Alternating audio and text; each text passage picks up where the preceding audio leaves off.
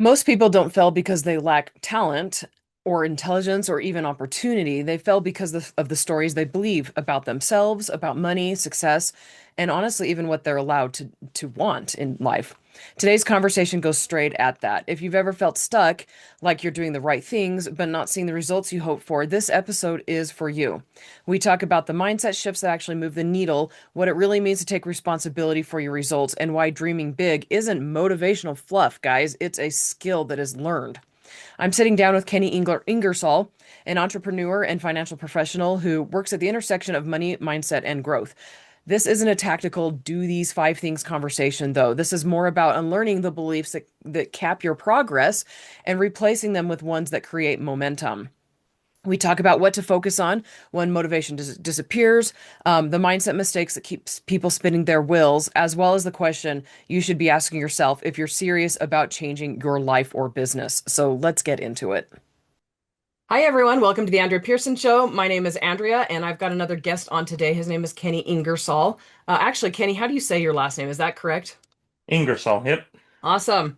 Yeah, so I'm super excited to have him on. He's into mindset, dreaming bigs, finances, and stuff like that, which are topics I'm hugely passionate about. Anyway, so I'm going to introduce him. He owns a company called Revolution Financial Management, and he is an entrepreneur, business owner, financial professional, speaker, and mentor, or in other words, he is your money mindset and dream big coach. His passion is helping and serving others. He loves helping others get a jump start on life and reduce some of the if I'd only known at your age what I know now by sharing his knowledge and experience with everyone he can. Welcome, Kenny. I appreciate it. Thanks for having me on, Andrea. Yeah, I'm super excited about it. Anyway, so I wanted to ask you first off, like, so basically tell us about your business, how long ago you started it, why you started it, all of that kind of stuff. So yeah, I actually it's kind of a franchise type model or whatever. So I didn't officially start it, but I got started with it about 10 years ago. I was introduced from a family member that's been in for 20 years at that time. And it just clicked. I never thought I'd be in this industry before that, but something clicked and 10 years later we're still here and loving every minute of it. Nice, awesome. What exactly do you do? So our biggest thing is education, helping people understand more about finances, how they work, and then also well, the tools that they have access to and how those work. An analogy I use is imagine going to a super big grocery store, but only being aware of one aisle. Everything else you're unaware of, but you have access to all that. So we educate people on what they have access to, and they can get at their fingertips. Nice, awesome. Awesome. So like investing, stuff like that. Yep. Some investing, savings, insurance, retirement, all those sorts of things that you need on the finance back end stuff. But again, with the focus of education and awareness. Awesome. Awesome. I'm assuming you enjoy doing this. Absolutely, every day. And you've been doing it for 10 years. That's pretty great. What was your background before this? Like, so what led you into this field? So my background was everything from warehouse to electrical work to I owned a couple other businesses in different industries and stuff. And then talking to a family member, we got introduced into the finance business and made the shift, made the jump, and here we are. Nice. Awesome. I love trade work. So you mentioned a couple of those things. I'm like, oh, that's fun. That's like one of my passions is helping business owners who are in the trades just because so many of them have so much value to provide and they don't, they don't like they can look at like architecture or at a yard or a house and see beauty where other people only see what's falling apart. And so that's where their strengths are. And a lot of them don't have the strengths that they want in the business side of things. So management of the business and the finances and the goals and stuff like that. And I absolutely love helping on that side of things. And so I mean it's kind of like you started in the area one area that I love and you're now in another area I love. It's pretty Yep, awesome. I feel the trades don't get the value and recognition they deserve. Right, right. And that's one of the areas of the world where AI is probably not going to replace. I mean, physical like robot coming to my house and fixing my electricity. That's way down. That's very far away. So I'm like there's a lot of money in the trades and there's a lot of service and a lot of value to be offered and to be received in the trades. And so I'm just super passionate about it.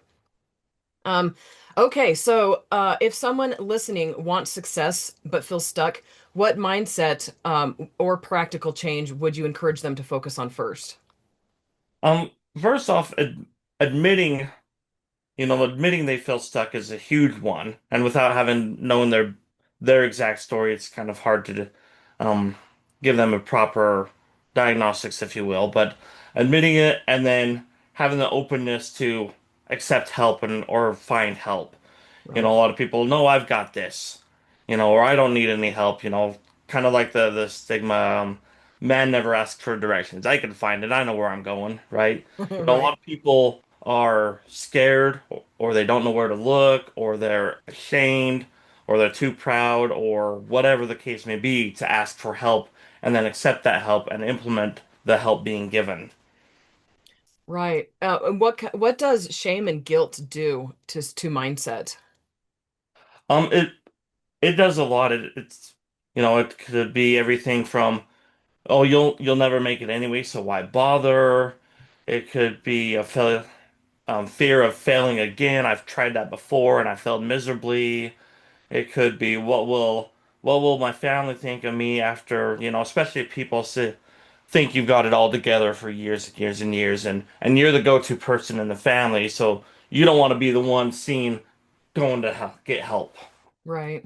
So um it's a huge driving factor on the negative side where people um just stop or bottle up or they they bury their wants and desires and just stick with what they've got going. Right. And why is that a problem? Like, why is it bad to bottle wants and desires? Because then you can't live your full potential or level up to your next version of yourself or get the help you need or get to the goal you want to go. If you're on the side of a road with a flat tire and you never change that tire, you're never going to get to your destination. So it's going to hold you back even longer. Right, right. And when you find somebody, like when you're working with a client who is struggling with not knowing exactly what they want or what their dreams are, what is like the very first thing? What's ground zero basically to helping them get to a point where they can actually tap into their big dreams again? We could go a couple different routes. Is one, identifying some of the things they don't want or don't like about their current situation. Then we can kind of go to the opposite. Okay, if you don't like this, what about this? So we can start to formulate some goals and get them opening up again, and then also figuring out why they want those things. If they have those dreams but not sure how to get them or they've given up on them, why did they start dreaming on that or why did they want that in the first place? And kind of getting back to the roots of it, if you will. Right, right. Yeah.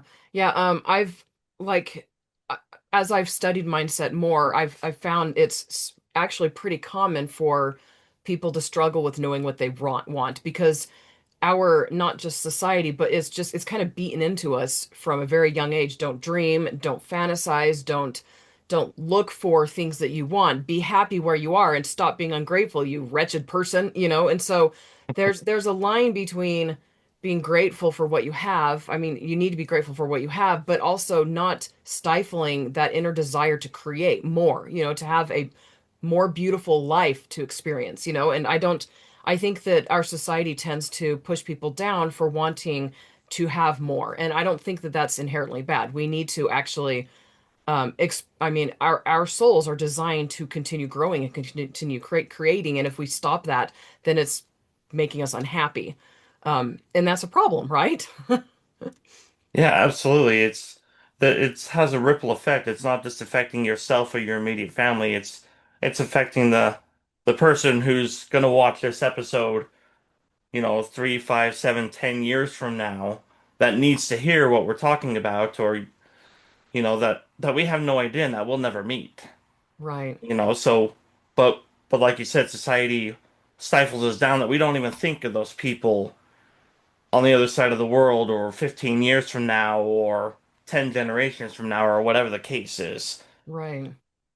So you, before we start recording, you told me you had a 12-year-old and you have a second on the way, or 10-year-old. Was it 10 or 12? 12. 12. 12-year-old with another one on the way. As a parent, what is something that you are focusing on, like, because again, like I was saying, a society tells kids to stop dreaming. They tell you, pay attention. Why are you dreaming? Stop daydreaming. Like get your, your butt in the seat and think about what we're currently doing. They discourage people from looking for what they want and ways to express themselves. As a parent, how are you planning on helping your kids continue dreaming big and continue or even start dreaming big and then not allow the naysayers and the negative people out there to stop that?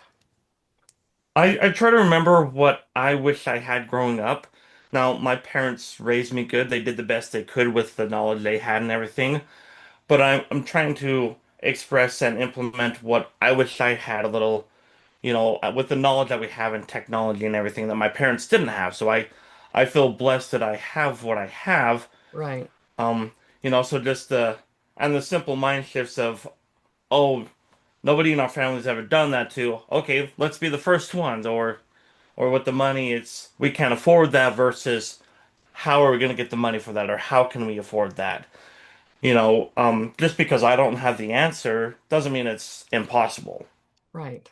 So I try to implement that and tell my son that is like, you want to do this? Okay, let's figure it out. Let's start with step one and see what we need to do there. I know somebody that's done this part of it. Let's go talk to them and see what they have. Somebody that's done this part of it. Let's go talk to them. And try and figure out the pieces of the puzzle as we go along. Right. I love that. Yeah. Yeah, I love that. Figuring them out as you go along. That resonates a lot with me because sometimes we don't know every single step leading up to that big dream.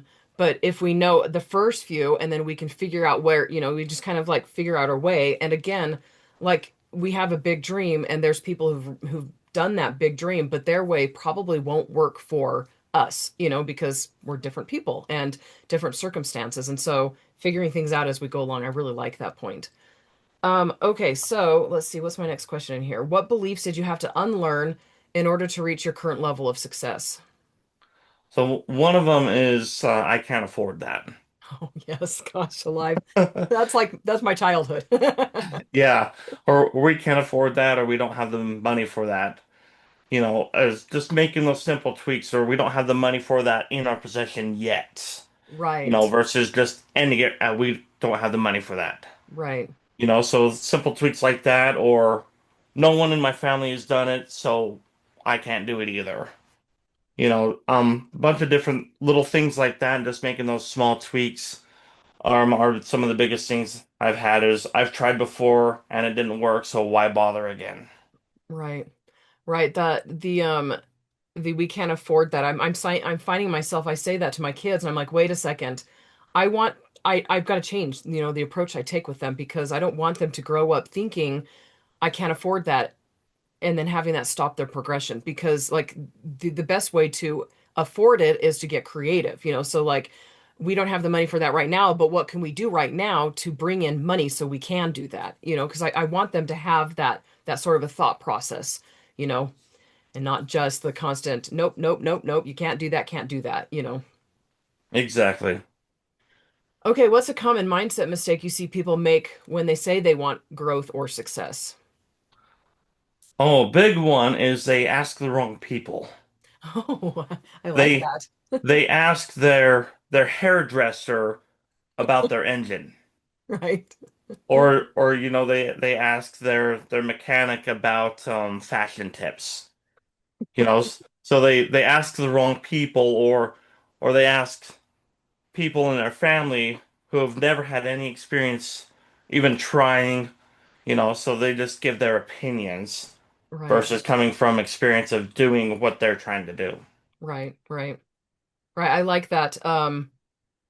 People, I don't know who said it. I've heard it many times in multiple like seminars I've gone to, but there's a saying, and I've got to figure out who actually originated that you don't want to ask somebody who don't ask just anybody for their opinion because they base your future off of their past experiences. And if they failed trying something similar, then they're going to be like, you're not going to be able to do it because look, I tried and I failed, and so just asking the wrong people can actually really discourage you from reaching a goal.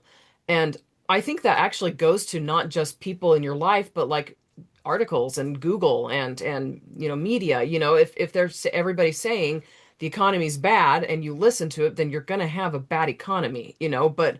But people were succeeding even during 2008, when the housing market crashed, or in the Great Depression. There have been people who have succeeded regardless of what their circumstances or what things going on around them were doing, or what was going on around them. Yes.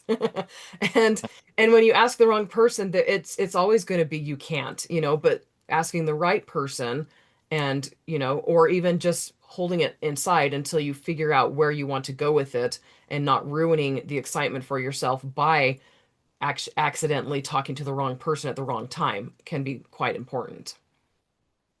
Yeah, absolutely. And having that understanding and the difference of their experience versus their opinion. Right. Right. I mean, and if they've had a negative experience, then their opinion's going to be negative. And maybe their experience is based on not like a lack of mindset, but also a lack of knowledge. So they tried it, but they didn't try it the way that would have worked. So like I'm an author, and I've got over 85 books published, right? And hit the USA Today list several times. And I'll talk to clients who are writing books, and they're putting the work in. They've got editors, they've hired cover designers, but maybe they didn't hire good enough editors, or maybe they didn't hire the right cover designer, or a good enough cover designer. So they put money into it, but it's not enough. And if they've had the knowledge, what are readers looking for? What are they expecting in a book? And if that author had put in enough time into studying in the right places, then they would have been able to make their book work much better than just doing what they knew how to do. Hmm. Okay. When motivation disappears for you, what keeps you moving? Um, remembering my whys, Yes. my goals and my whys. I've got vision boards all over my house. I've got little reminders on my phone. I've got it everywhere. Just remembering my why and like, there's a great meme that I love. It shows a father lion with a baby cub. And it says, "I almost gave up until I remembered who was watching me." Oh, I love that. Mm. Sorry, that was a very poorly timed drink of water. Okay, what does taking responsibility for your results look like in daily living, not just in theory? Um, assessing yourself, being honest with yourself. If you're okay, I'm here, or you say I've done this much, I've done this, I've done this, where you've really only done this, or where you're putting in the work and implementing what help you're getting from whoever you found. Being responsible and being responsible enough and, for lack of a better word at the moment, adult enough to accept, no, you didn't do that. I told you to do this, or you should have done this, or you needed to do this to get these results, but you didn't do that, and not do that. Yes, I did. I did it yesterday and the day before, and being the responsible instead of the naysayer victim. Right. Right, being a victim, that's a big one. And people can be victims without even realizing that's what they're doing. And so sometimes it takes a step back.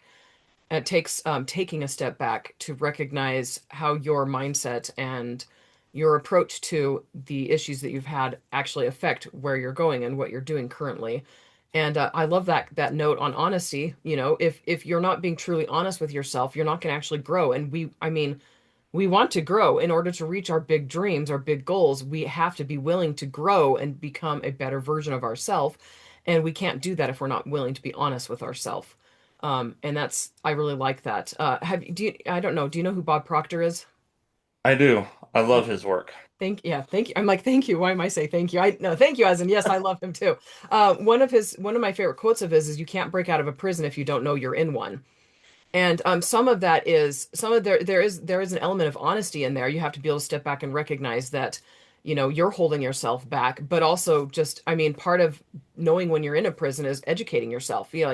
Like that example I gave with with an author earlier, the prison they've put themselves in is not hiring a good enough editor and not hiring a good enough cover designer. And they don't know that they're in that prison until they take a moment to actually evaluate where their peers are at, and what people actually want. It all comes down to the service that you provide. Are you providing the best service that you can to the best of your abilities?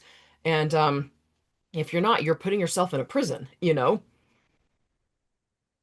Yeah. Um, sorry, I just had to. Oh yeah. I'm like some of what you're talking about. I'm like, oh, he's got to know Bob Proctor. Yep, I've got a handful of his quotes on one of my boards right here, and Nice. that's one of them is, you can't escape from prison if you don't know you're in one. I love Right. that, and when I first read that, I'm like, I'm not in a prison. I'm pretty free. I know this. I could do this. But then Right. as I started to dive deeper into that, I'm like, holy crap, I'm in a tiny, tiny little cell. Right. Could you, I've got a whole episode where I'm going to be diving into the stick figure person. So, I mean, just give a very brief overview for people who saw what you just put on the camera. Just kind of explain what it is, since I So, haven't done that in my podcast yet. So, yep. Actually, my son 3D printed this for me. nice. But yeah, Bob talks about the conscious and the subconscious mind, and the external factors, what we see, smell, taste, touch, and hear. Right. And we get bombarded with all this stuff into our conscious mind, and our subconscious mind can't um, reject anything. So whatever our conscious mind puts into our subconscious mind, our body follows.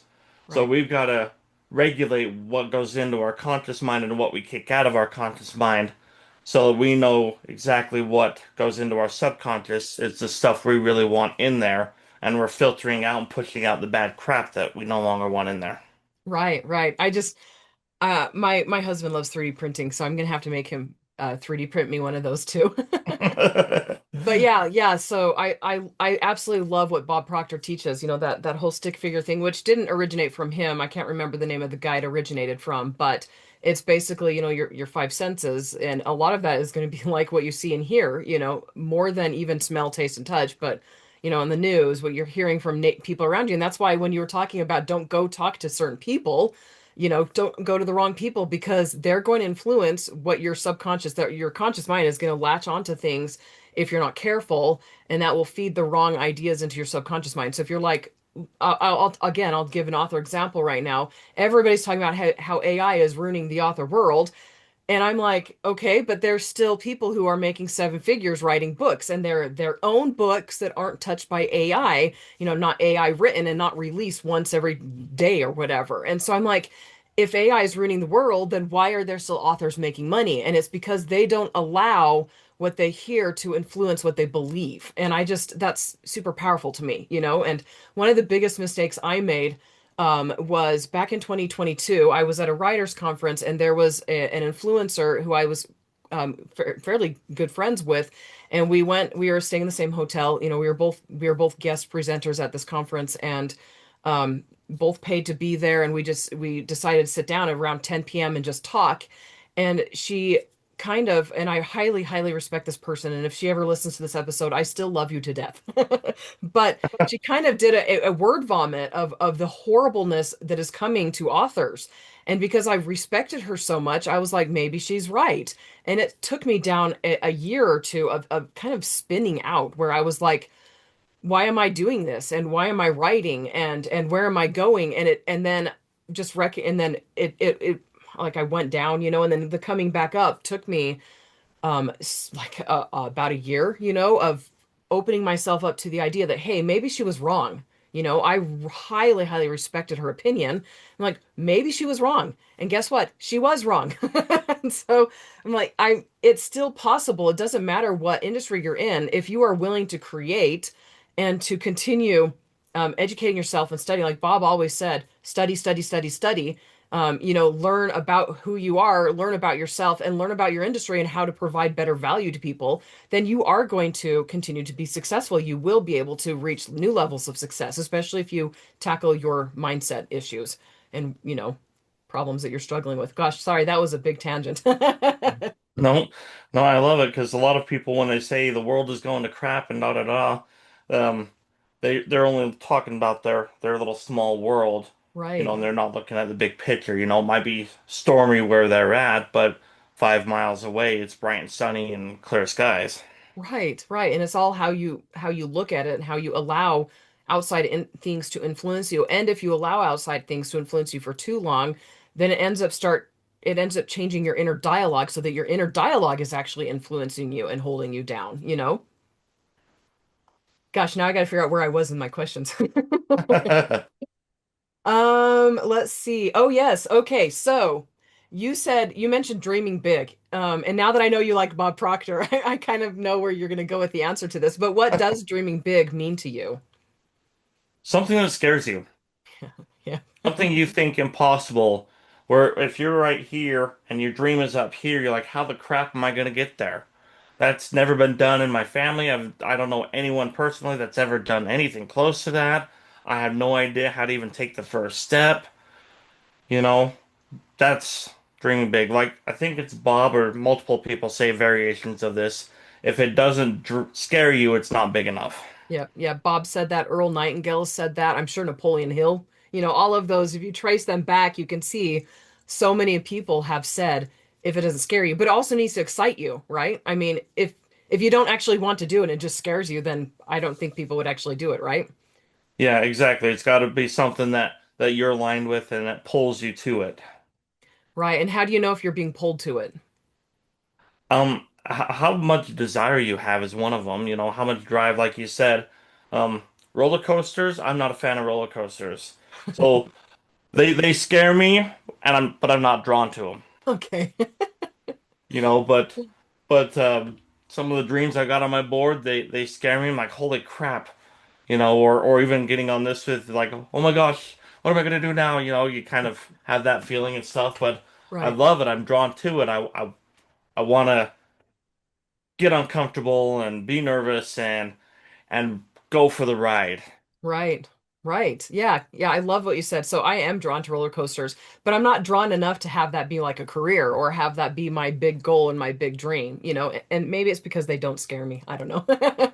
Yeah, and sometimes those, maybe your dream is here, but as you get up here, it alters a little bit, and your dream ends up being over here a little bit. So maybe it's not roller coasters, but maybe it's some other thrill ride or whatever. So Right.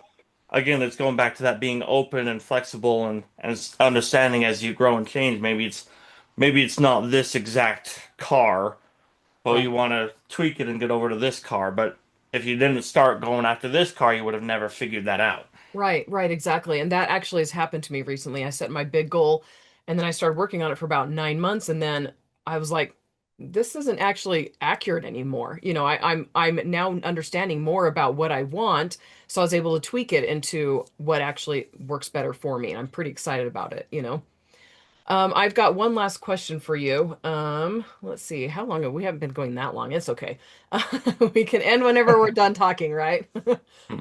Okay, so if your past self were listening to this episode, what advice would have helped you get where you are faster? And I'm saying like your 10-year-old self, but I also want to talk about like your 20-year-old self and the different stages of life. Well, to all of them, first thing I would say is start now. Yeah. Because I was notorious for procrastinating, or I'll get to that next year or something or whatever, some excuse. Start now and then keep dreaming and keep learning. Right, right. And then your past self when you first started down this coaching and financial advisory role, what would you tell your past self when you first started? Go faster. Go Get fast. get more involved, get more like go to more seminars, get some more mentorship, be uncomfortable more, talk to more people, get in that environment more. Right, right. Yeah, I love that. The go faster and people always say if only I could take what I know now and put it into my 10-year-old self, man, like the changes that we would make, right? Our lives would be vastly and significantly different.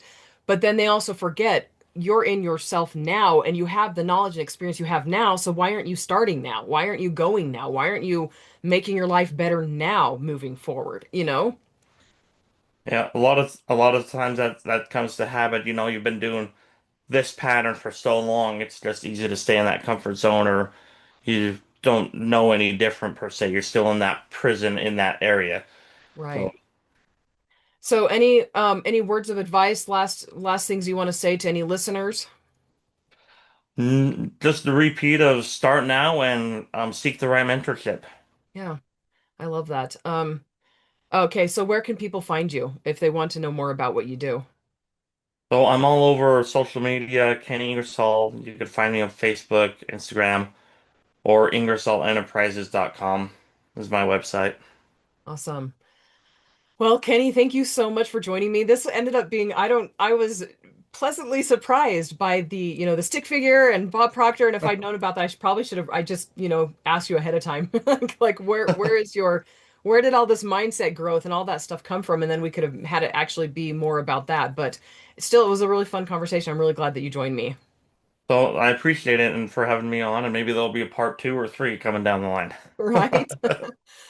All right. Well, thank you so much. And thank you to everyone for listening. Hit the subscribe button, the like button, comment below, and let me know if you have any questions for Kenny, any questions about what we talked about, where you're at right now, any sort of mindset thing that is holding you back. And thank you so much, everyone. And I will talk to you all later. Bye.